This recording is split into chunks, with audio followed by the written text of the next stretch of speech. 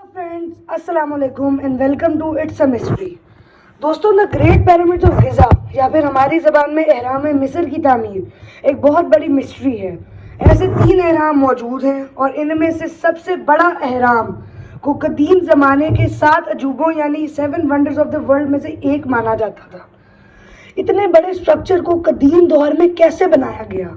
100 मन से भी ज़्यादा वजनी पत्थरों को ऐसे कैसे जोड़ा गया कि जोड़ भी ढूंढना मुश्किल है।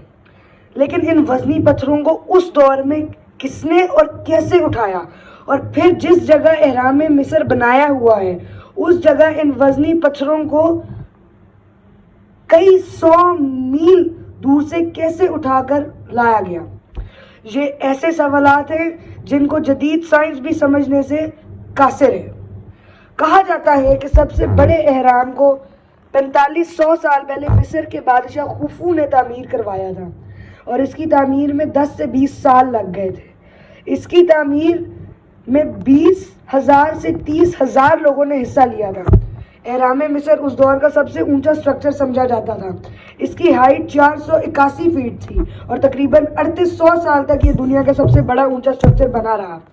ये 13 एकड़ रकबे पर फैला हुआ है और इसका वजन 65,000 टन बताया जाता है।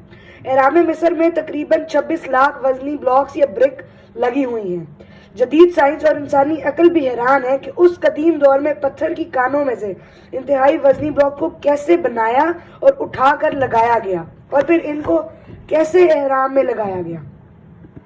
उस दौर में ना तो जदीद औजार मौजूद थे और ना ही डायनामाइट्स मौजूद थे। दोस्तों कुछ लोगों का ये भी मानना है कि एहराम मिस्र को इंसानों ने नहीं बल्कि शायातीन ने तामीर किया था। दिलचस्प बात यह है कि एहराम मिस्र की शेप भी बिल्कुल इल्यूमिनाटी के अहम साइन जैसी है।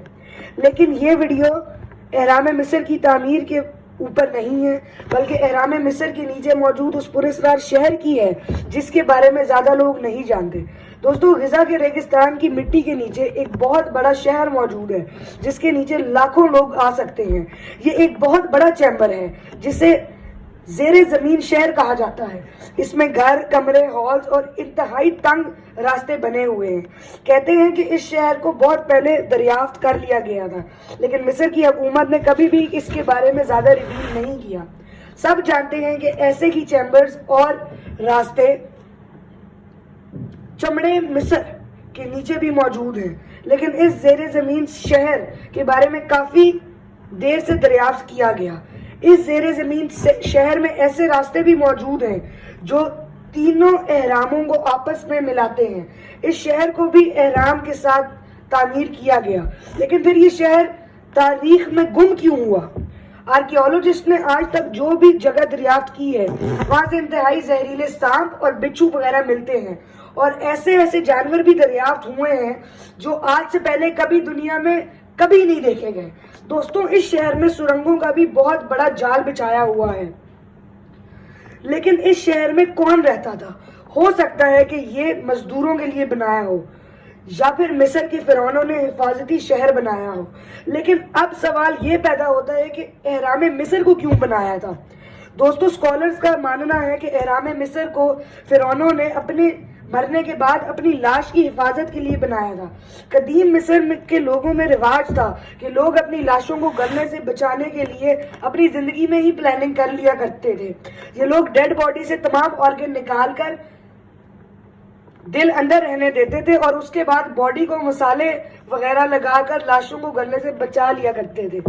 ऐसे कई ममीज भी दरियाफ्त हुई हैं और ये काम फिरौनों ने किया।